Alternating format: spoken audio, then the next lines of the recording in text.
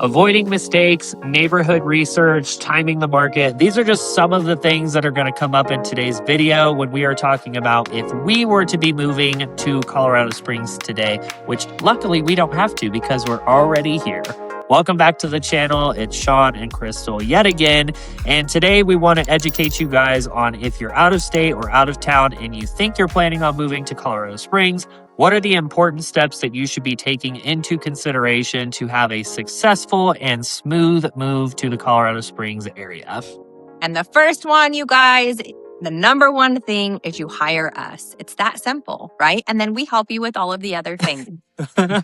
All jokes aside, though, it is important to have a real estate agent, aka us, helping you kind of navigate what that process looks like because there's so many different variables when relocating here to Colorado Springs. I think it's important for you guys to kind of know that because it's a stressful time and we want to be there to help guide you through that, through what all of that looks like, right? Right now, though, in today's market, and we're in 2026, right? I think one of the biggest things, because there's a lot of big things, I think a big thing to kind of pay attention to right now is location, right? Growth is huge, huge, huge right now. And there's so many different developments, big corporate buildings. I mean, we're just getting an American warehouse. We already have one. We're getting a gigantic American warehouse facility. American furniture warehouse. It's not an American warehouse. American furniture. But it's humongous. But there's so much growth when it comes to Colorado Springs in general that the location is really important to you, or it should be important to you. Yeah, and before you even look at houses, because I know a lot of people will do that. They'll look at the house, they'll say, oh, this is a great house. And then they'll go to the area and say, this is not what I want. And a real life example for you from this morning. I took a buyer out. We were looking at different houses in a certain price range. And he's very particular. He doesn't want to go to a certain area for whatever reason, right? Problem is, when we're looking at these houses, because we're trying to stay within his budget, right? The houses that we're seeing, he absolutely hates. So I'm trying to help him understand, like, if we expand his search radius, he's going to be able to find a great house in the price point that he's looking at. But the problem is like this very small niche area, like the houses, I'm telling you, the last one that we just went into, the water was off, the heat was off, the electricity was off, the flooring was terrible. It smelled like mice, cats, and dogs. There was feathers in the closets. There was a sliding door with like a bolt style chain lock on it, which who knows why that's even happening. Landscaping has not been done in who knows how many years. It's like, if you're wanting to stick within that budget, that's fine. We do have to find the right house. I believe that we will. But I strongly recommend you do the research on the location prior to even looking at housing first. Because if you want to be close to nature, the east side of Colorado Springs probably isn't going to be your best fit. If you want to have easy access to I-25, there's going to be certain locations for that. If you work in Fountain Fort Carson or any of the other military installations, you're going to want to navigate what does the traffic look like and things like that. So location. I can't agree with Crystal more. Number one priority when it comes to relocating to Colorado Springs. Well, and I think too, because we have a lot of buyers that are like, we want to back to open space. We want mountain views. We want this, we want that when it comes to like the actual location.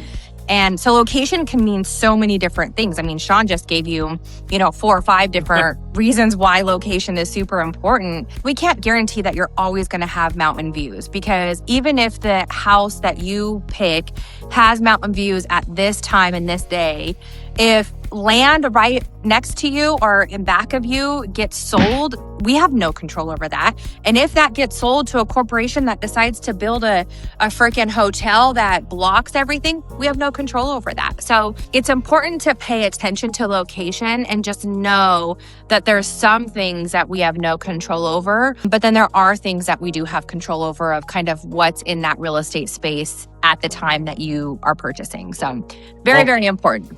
That's another reason why it's important to have us on your team, because obviously we're here locally, we're your boots on ground. Some of these times you'll look on whatever website you like to look on and it'll say mountain views and they'll show you a photo from an aerial view of the house with a beautiful mountain backdrop.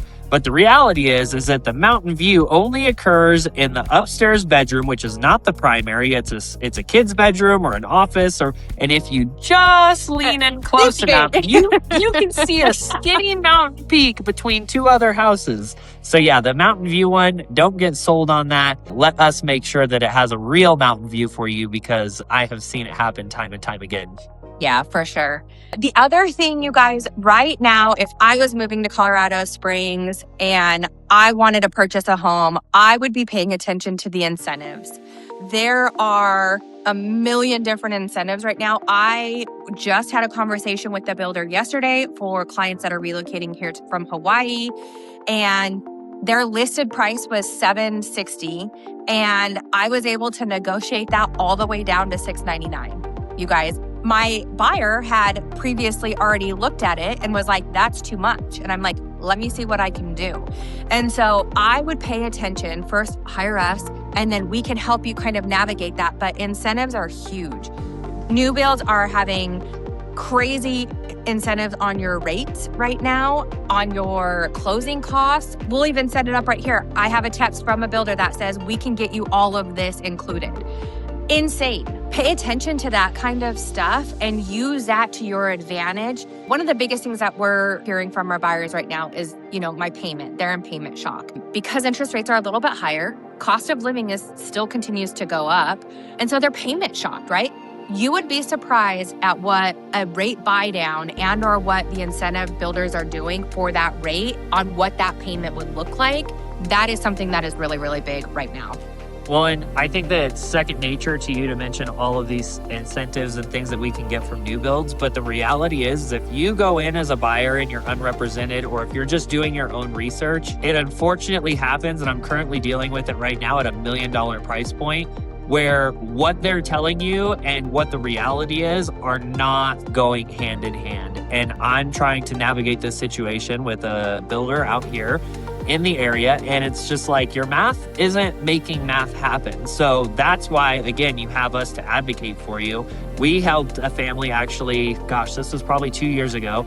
They sold their house with us and they bought a new build. And then their son just recently, he wanted to do everything on his own and he did not want to be represented. And I spoke to the sales rep that he worked with, and he says, Sean, I'm just so heartbroken. Like, at the end of the day, the rep works for the builder. Like, they're not going to advocate for you. They're not going to try to negotiate on your behalf. And it was tens of thousands of dollars in builder mistakes that if he was represented and had someone advocating for him, that we could have gotten fixed and situated appropriately. But because, and I understand it, he's a young kid, military driven, like wanted to go in and do all of his own things. It was sad. Tens of thousands of dollars that we could have saved him on either the front end or the back end, depending on which circumstance we were looking at, and incentives that he wasn't able to capitalize on because he just didn't know. And if you don't have a strong enough voice, which we do, to advocate or to say, no, this is a firm line for you, for our clients, like they will oftentimes win, and it's just disheartening. Well, and I think, just like you said, the builder's rep represents the builder, right? So if you're just coming in off of the street without an agent and you go in, are they gonna be like, oh yeah, we'll give you $60,000 off of the purchase price and we're gonna throw in all of this extra stuff? No, they're gonna say, hey, here's a purchase price, right? And then if you want it, you're gonna pay it. And it's crazy and we've talked about, a lot of working with new builds and all of that stuff. We genuinely absolutely love it. We have such an amazing relationship with almost all of our builder reps here in Colorado Springs. And I'm very fortunate for that, right? Which goes a long way. It benefits you guys as a buyer because we do have that relationship with our people, to where the second that we contact them, you guys are like, what can we do for you? Right? And so use us to your advantage to be able to help you navigate what all those incentives look like, what we're able to get you and help you with. And to piggyback on that, changing subjects a little bit to the third topic, is really understanding what's happening in the local market, which again, we're here, we're local, we obviously understand it, we're both natives. And I have a lot of disheartening stories for you guys. We're about to represent a seller And when they purchased the home, their agent did not advocate for them. They overpaid for the house in a market where they should have gotten a price reduction and concessions. And this is the crazy kicker. The day before they closed, the basement area flooded. The seller said, I don't care, take it or leave it. And this agent allowed this buyer to close on this property, and then she had to come out of pocket thousands of dollars to have the basement fixed immediately. Why in the world would you, as an agent representing a buyer, pay full price, not get any concessions, and then before the house is even lived in and closed, you're going to allow your buyer to go into issues with flooding and basement rehab? But it's reality. It happens all the time. And if you don't understand where the market is and who's technically at advantage and who's not at advantage, then you are going to cost yourself so much time, so much frustration, and so much money. Well, and I think too, I mean, agents only have so much control, right? So if you as a buyer, if you want to take on all of that, it's our due diligence, it's our job to at least educate you on what that looks like. And if you as a buyer, if you want to take that on, then that is 100% it's your money, right?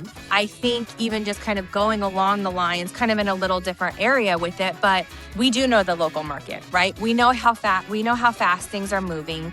We know the type of concessions that are coming in and out. That's kind of the biggest advantage with us. And when we talk to our clients and our potential clients like you guys, we get very detailed in on, okay, in this area, like before we write an offer, we pull like these are the comps, you guys.